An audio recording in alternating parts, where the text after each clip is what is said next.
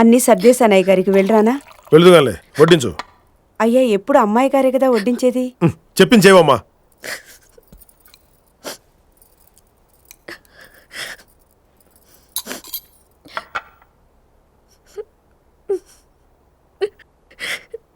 రాత్రి పార్టీ బాగా జరిగిందా? నువ్వు అడగాల్సిన ప్రశ్న నేను అడిగానా? పర్లేదు చెప్పు, ఎలా ఉంది డిస్కో? అయ్యో కాదు డాడీ, అనవసరం టాపిక్లు వద్దు. అడిగిన దానికి సమాధానం చెప్పు. ఏసీ కార్ ఇచ్చాను, అకౌంట్ ఇచ్చాను, సెల్ ఫోన్, క్రెడిట్ కార్డ్, అడిగినంత స్వేచ్ఛ ఇచ్చాను. నాతో అబద్ధం ఎందుకు చెప్పావు? నేనే తప్పు చేయలేదు డాడీ. అసలు ఏం జరిగిందంటే అబద్ధం చెప్పడం తప్పని తెలీదా? అసలు నీకు ఎంతమంది ఫ్రెండ్స్? అదే బాయ్ ఫ్రెండ్స్.